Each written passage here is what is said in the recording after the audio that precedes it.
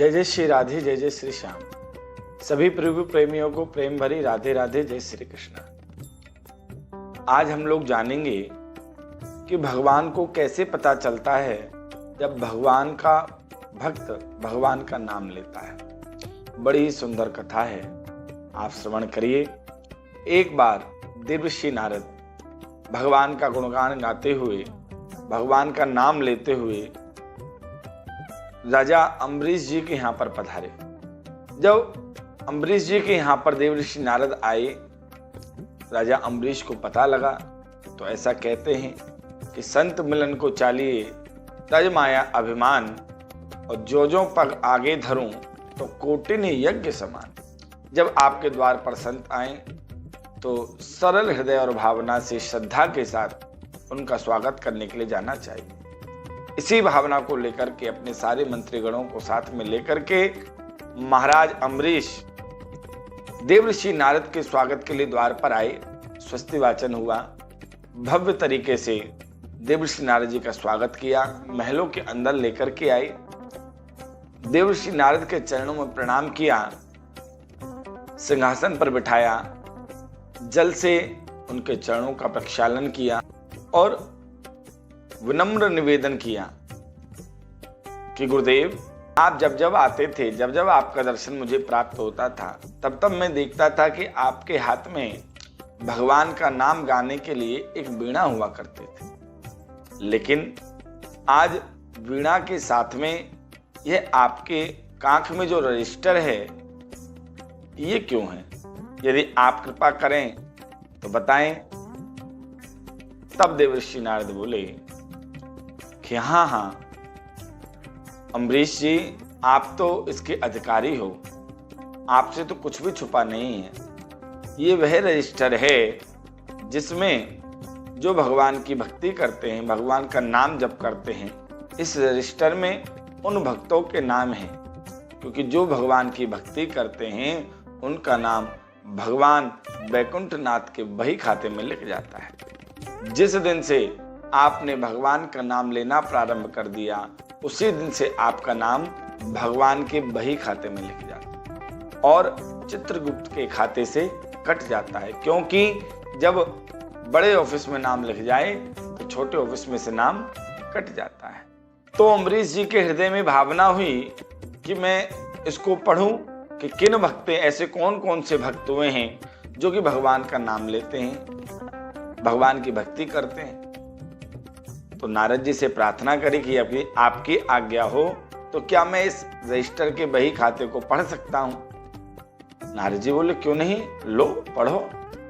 जब अम्बरीश जी ने आद्योपांत वह भक्तों की नामावली को पढ़ा तो देखा कि पूरे रजिस्टर में, पूरे बही खाते में कहीं भी अम्बरीश जी का नाम नहीं लिखा।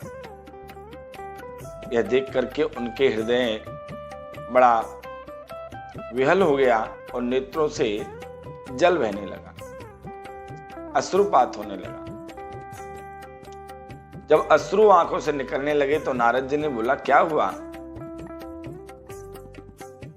तो कहते हैं कि अम्बरीश जी के मन में आना चाहिए था कि मैं इतना भगवान का नाम जपता हूँ, रोजाना माला जपता हूँ, अष्टयाम सेवा भगवान की करता हूँ, और इसमें तो मेरा कहीं नाम ही नहीं है भक्तों में, तो काहे को मैं उनका भजन करूं?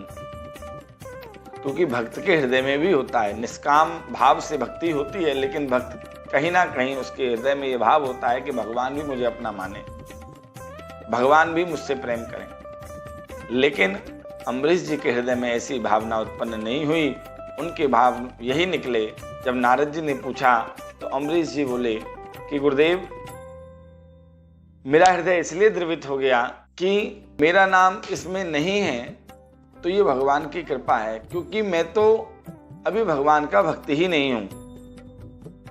मैं तो भी भक्ति से शून्य हूं। जिस प्रकार प्ले स्कूल में बच्चों को डाला जाता है तो उसमें कोई नंबर वगैरह कुछ नहीं मिलता है, केवल बच्चे को बैठने का अभ्यास कराया जाता है विद्यालय में। उसी प्रकार अम्बरीश जी ने कहा कि अभी तो मैं सीख रहा हूं, अभी तो मैं भक्ति करता ही नहीं हूं, अभी तो मैं भक्त हूं ही नहीं। अभी तो भक्ति की सूक्ष्म गंध भी मेरे मन में नहीं हैं। इसी प्रकार स्वागत सम्मान किया। कुछ समय नारद जी ने वहां विश्राम किया, उसके बाद वह चले गए भगवान का नाम लेते हुए। कुछ समय बाद पुनः देवर्षि नारद का आगमन राजा अम्बरीश के यहाँ हुआ। पुनः राजा अम्बरीश ने स्वागत किया, सत्कार किया, सम्मान किया, सिंहासन पर बिठाया। लेकिन क्या देखते हैं कि इस बार नारद जी के काख में दूसरा रजिस्टर दबा हुआ है। निवेदन करके बोले, प्रभु गुरुदेव, जब आप पहले आए थे तो आपके काख में हरे रंग का रजिस्टर था, लेकिन अब लाल रंग का रजिस्टर है। क्या इसकी जिल्द बदल दी है या दूसरा रजिस्टर है? तब नारद जी बोले, नहीं, ऐसा नहीं है। वह जो पहला रजिस्टर था वह दूसरा था, वह रखा हुआ है, और यह दूसरा रजिस्टर है। इसका क्या भाव है? तब नारद जी ने कहा कि जो पहला रजिस्टर था उसमें उन भक्तों के नाम थे जो भगवान का नाम जप करते हैं, जो भगवान की भक्ति करते हैं, और यह जो लाल रजिस्टर है इसमें उन भक्तों के नाम हैं जिनकी भक्ति स्वयं भगवान करते हैं। जब ऐसा सुना तो अम्बरीश जी के हृदय में फिर भावना उत्पन्न हुई कि मैं क्यों ना उन भक्तों का नाम पढ़ूं जिनकी भक्ति स्वयं भगवान करते हैं। फिर निवेदन नारद जी से किया कि यदि आपकी आज्ञा हो तो मैं उन भक्तों का नाम पढ़ लूं जिनकी भक्ति स्वयं भगवान करते हैं। नारद जी ने कहा, क्यों नहीं, देखो। तो जब अम्बरीश जी ने उस रजिस्टर को खोला तो देखा कि त्रेता में प्रेम मूर्ति भरत जी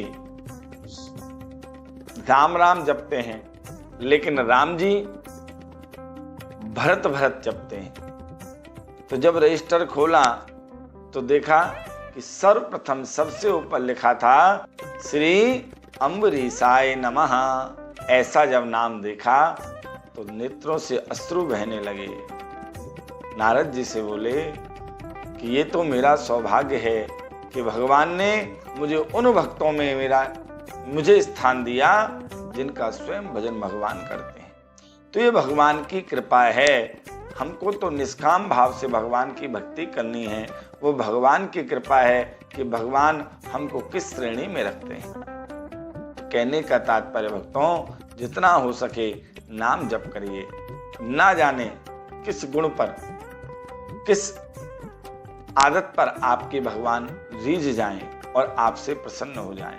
इसलिए जागते, उठते, बैठते, सोते, खाते, पीते, चलते, जिस अवस्था में आप रहें, भगवान का चिंतन करते रहिए, भगवान का नाम जप करते रहिए। एक ना एक दिन भगवान अवश्य ही हमारे ऊपर कृपा करेंगे। ऐसी भावना से हम लोग भगवान की भक्ति करें, क्योंकि भगवान कहते भी हैं कि भाव का भूखा हूं मैं, भाव ही एक सार है। जो मुझको भाव से भजता है मैं उस पर रीझ जाता हूँ। क्योंकि मेरे भक्त जो कहते हैं मैं वही करता हूँ। मैं निज भक्तन हाथ बिकाऊं, आठों याम हृदय में राखूं, पलक नहीं विश्राऊं। कल न परत बैकुंठ बसत मोहि, योग नहीं न समाऊं। रत हाकूं, पग धोऊं, बासन मांजूं, छान छबाऊं। मांगू नहीं दान कछु तिनसो, जो देवें सो खाऊं।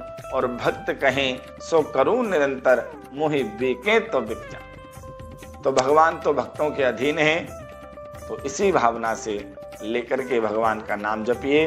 निश्चित रूप से भगवान हमारे ऊपर, हमारे जीवन में कृपा करेंगे और अवश्य रूप से भगवान की भक्ति की हमें प्राप्ति होगी। जय जय श्री राधे, जय जय श्री श्याम।